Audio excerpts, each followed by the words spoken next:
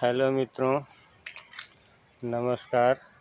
मैं आपका दोस्त अरुण कुमार पांडे फिर से इस टाइम वर्ल्ड के टाइम डायमेंशंस के 9वें एपिसोड में आप सभी का स्वागत करता हूं। मित्रों, जैसा कि हमने इससे पहले के एपिसोड्स में पीनियल ग्लैंड के बारे में हम बात कर रहे थे, अर्थात पीयूष ग्रंथि के बारे में, तो अब इसके बारे में जान लें। बहुत से ऐसे लोग हैं जिनको यही पता नहीं है कि पीयूष ग्रंथि अर्थात पीनियल ग्लैंड नाम का भी कोई चीज़ हमारे दिमाग में। अगर आप सहजता किसी को कह दें कि आपके दिमाग में एक छोटा सा माइक्रो चिप बैठाया गया है, कुदरत ने बैठाया है, तो जिसे नहीं मालूम है वो सहजता इस पर विश्वास नहीं करेगा और इसको समझेगा। अब सवाल आता है कि अगर आपको मेमोरी को ऑन करना होता है तो उसके लिए उसका जो एप्लीकेशंस होता है उसमें हम जाकर उसको खोलते हैं, जैसे मोबाइल।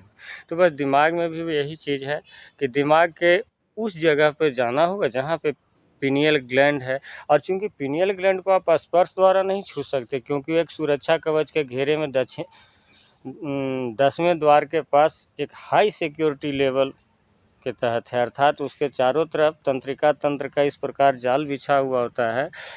आपको पता होनी चाहिए कि हमारे शरीर में 72,000 नाड़ियाँ हैं।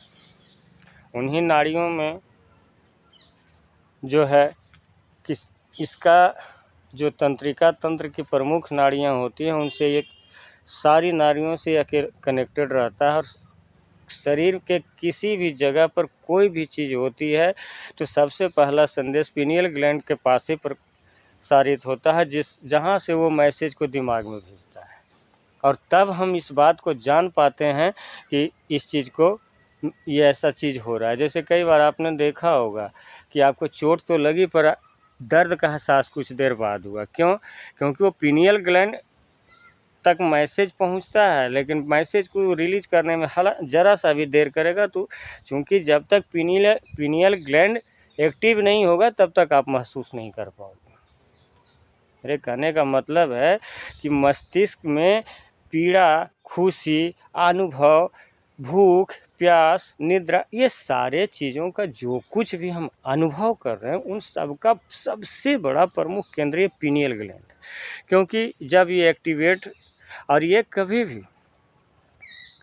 निष्क्रिय नहीं है, सोता नहीं है, क्योंकि ये जब हम सोए अवस्था में भी रहते हैं तब भी ये जागृत रहता है। अगर ये जागृत ना होता तो हमारे मस्तिष्क की प्राण वायु बाहर जाकर अन्य दृश्यों को नहीं देख पाती, जिसे हम स्वप्न या सपना कहते हैं।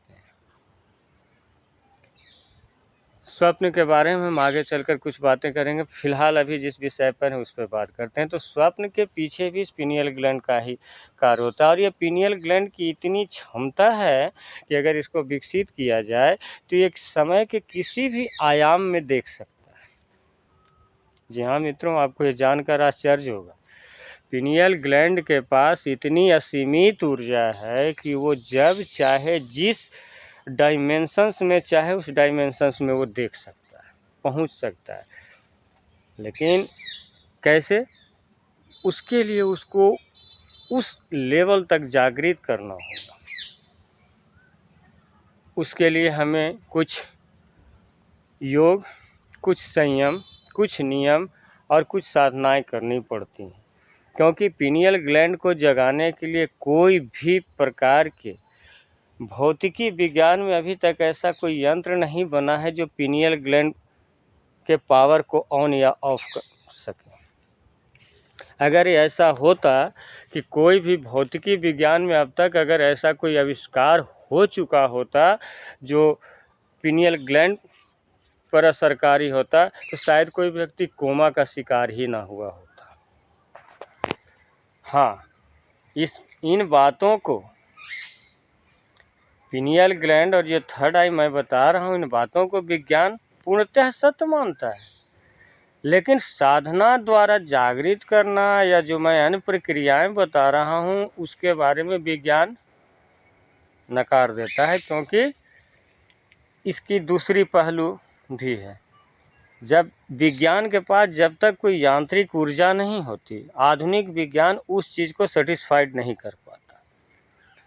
लेकिन कॉस्मिक साइंस यानी ब्रह्मांडीय विज्ञान इन सारी चीज़ों को अक्षरशः सत्य मानता है, और हमारी ये थ्योरी उसी सैद्धांतिक भौतिकी और उसी कॉस्मिक साइंस पर आधारित है। जी हाँ मित्रों, हमारे एपिसोड्स के ज़्यादातर पहलू आपको मनोविज्ञान और कॉस्मिक एनर्जी से जुड़े हुए हैं। मैं ये बात स्वीकार करता हूँ, क्योंकि हो सकता है कुछ आज के आधुनिक साइंस के कुछ मित्र हों जिनको ये बातें बकवास लगे या समझ से परे लगे, लेकिन मेरी कोई भी बात बकवास नहीं या समझ से परे नहीं, क्योंकि मैं जो कुछ भी बता रहा हूँ अध्ययन के आधारित बता रहा हूँ। कॉस्मिक एनर्जी हर कोई महसूस नहीं कर सकता। अगर किसी को भी कॉस्मिक एनर्जी को महसूस करना है, जैसे अगर आप जिस वक्त जिस कार्य को कर रहे होते हैं उसी के लायक आप उसके लिए पहले आप तैयार होते हैं। अगर आपको डॉक्टर बनना होता है तो पहले डॉक्टरी की पढ़ाई करते हैं, फिर ट्रेनिंग करते हैं, फिर डॉक्टर बनते हैं। ऐसा नहीं कि गए और परीक्षा पास हो गए और डॉक्टर बन गए, ऑपरेशन करने लगे, ऐसा नहीं होता। तो उसी प्रकार से इस कॉस्मिक एनर्जी को ऐसा नहीं कि आज आपने सुना और कल ट्राई किया, परसों कॉस्मिक एनर्जी नहीं आए, आप बोले बकवास है, ऐसा नहीं होता। नहीं मित्रों, कॉस्मिक एनर्जी एक लंबे अभ्यास के बाद सक्रिय होती है। अगर कॉस्मिक एनर्जी सक्रिय होना इतना आसान भी नहीं है, लेकिन हाँ इतना कठिन भी नहीं। इसके लिए सबसे पहले आपको खुद को समझना होगा, खुद को संभालना होगा, खुद को संयत करना होगा, क्योंकि जिस एनर्जी को आप प्राप्त करने की कोशिश करने की चेष्टा कर रहे हैं, वो एनर्जी अगर आपको मिल भी जाए तो आप संभाल नहीं पाएंगे, क्योंकि अभी आपका मस्तिष्क, आपका शरीर उसके लायक परिपक्व नहीं होगा। इसलिए कॉस्मिक एनर्जी आप चाह करके भी डायरेक्ट नहीं प्राप्त कर सकते। अगर मिले भी तो भी संभल कर ही प्राप्त करना चाहिए, क्योंकि कभी कभी गॉड गिफ्ट यानी प्राकृतिक रूप से कभी कभी किसी व्यक्ति को ये कॉस्मिक एनर्जी मिलती है, लेकिन वो उसको संभालने में असक्षम रहता है, इसलिए कुछ समय बाद वो कॉस्मिक एनर्जी उसके पास से वापस चली जाती है। मुझे नाम याद नहीं आ रहा है, लेकिन मैंने कभी कहानी सत्य घटनाओं में अखबार आदि में पढ़ा था कि उस क्या नाम था उस बच्चे या बच्ची का नाम, जो दोनों तरफ के हाथों में इस प्रकार से करके ट्यूबलाइट सटा देती थी और उसमें करंट आ जाता था और लाइट जल जाती थी, लेकिन ये एनर्जी कुछ समय बाद उससे गायब हो गई। तो ऐसी बहुत सारी आपको कभी कभी समाचार के माध्यम से घटनाएं मिलती हैं कि अमुक व्यक्ति में ऐसी आश्चर्यजनक शक्ति थी और फिर यह शक्ति अचानक गायब हो गई। तो ऐसा इसलिए होता है ना कि वो कॉस्मिक एनर्जी के बारे में कभी सोचा।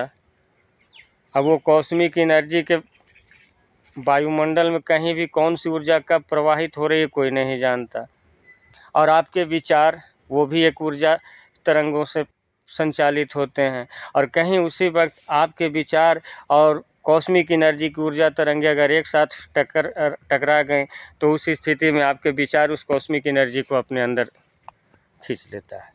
लेकिन वो कॉस्मिक एनर्जी आ तो गए, पर आपके पास उसकी जानकारी नहीं थी, आपके पास उसको संभालने का कैपेसिटी या पावर नहीं है, तो कॉस्मिक एनर्जी या तो आपको नष्ट कर देगी या स्वयं नष्ट होकर आपके पास से चली जाएगी।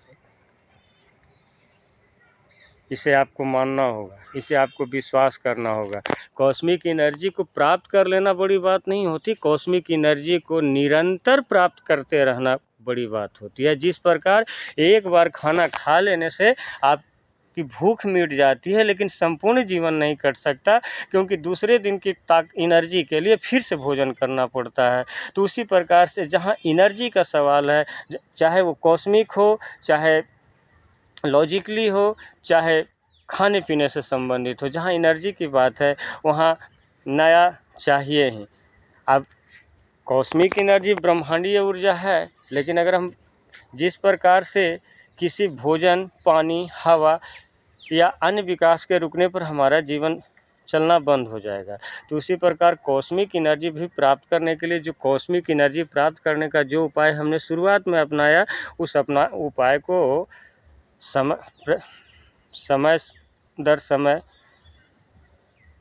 या प्रतिदिन अपनी सुविधानुसार जो जिसका जैसा डेली रूटीन बन सका, उसके आधार पर उसका पुनरावृत्ति करता रहता है, तभी वो कॉस्मिक एनर्जी उसके पास अस्थायी रूप से ठहर पाती है। आज अगर आपके पास कोई एनर्जी है, हो सकता है कल वो नहीं थी और फिर कल नहीं रहेगी, क्योंकि अचानक आपको गिफ्ट मिला, आप इसको समझ ही नहीं पाए कि ये गिफ्ट है और इस गिफ्ट का क्या करना है, तो वो गिफ्ट आपके पास नहीं रहेगा। देने वाला जानता है कि वो अगर गिफ्ट का उपयोग करने लायक है तो उसके पास रहता है, और अगर उसे लगता है कि ये गिफ्ट इसके किसी काम का नहीं है, तो वो गिफ्ट ट्रांसफ़र किसी और को हो जाता है। यही ब्रह्मांड का कॉस्मिक एनर्जी का खेल है। क्यों भाई मेरे, जब आपके पास मैंने बहुत अच्छी गाड़ी दी आपको चलाने के लिए, आप चलाना ही नहीं जानते हो, तो वो गाड़ी तो भाई मजबूरी है कि मैं आपसे वापस लेकर किसी और को दूंगा, क्योंकि आप तो चालक हो नहीं, तो फिर गाड़ी कैसे चलाओगे। ठीक यही सिद्धांत इस ब्रह्मांडीय ऊर्जा अर्थात कॉस्मिक एनर्जी पर भी आधारित है। तो मित्रों,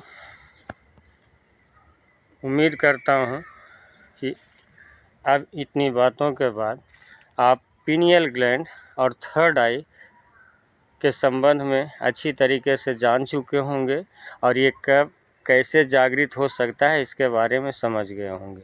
रही बात इसके प्रैक्टिकल अभ्यास की, तो मैं आगे के एपिसोड्स में मैंने आपसे वादा किया है कि इसे बताऊंगा, और वो मैं बताऊंगा जब मैं आपको इन सब चीज़ों की जानकारियाँ दे लूँगा। तब हमारा अगला चैप्टर जब शुरू होगा, तो उसमें प्रैक्टिकल का जब शुरू होगा, तो मैं जो भी बातें आज आपको बता रहा हूँ उसको प्रैक्टिकल रूप से आपके सामने रखूँगा, उसकी थ्योरी, उसका प्रैक्टिकल, और यथासंभव मैं उसको आपको समझा कर प्रमाणित कर थ्योरी और प्रैक्टिकल से चेष्टा करूँगा। ये आगे के एपिसोड्स में होंगे, क्योंकि अभी हमारा एपिसोड्स जानकारियों के लिए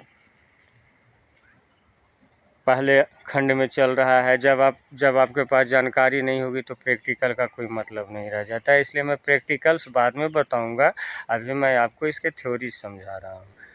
वैसे आप जितनी सारी हम लोग बातें करी, यह सब एक सैद्धांतिक भौतिकी के अंतर्गत आती है, जिसे विज्ञान, आज का विज्ञान संभावना मानता है, और विज्ञान का कोई भी आविष्कार संभावना पर ही टिका हुआ है, जैसा कि मैंने आपको शुरू बताया।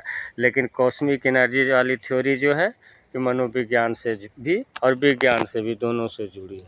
तो मित्रों, जैसा कि मैंने आपको पीनियल ग्लैंड के बारे में और थर्ड आई के बारे में भी आपको समझाया है, और इससे पहले मैंने आपको बताया कि हमारे शरीर में अमृत है, जिसे हम पान करके अपना बुढ़ापा, झुर्रीपन, रोग, इन सब चीज़ों पर काबू पा सकते हैं।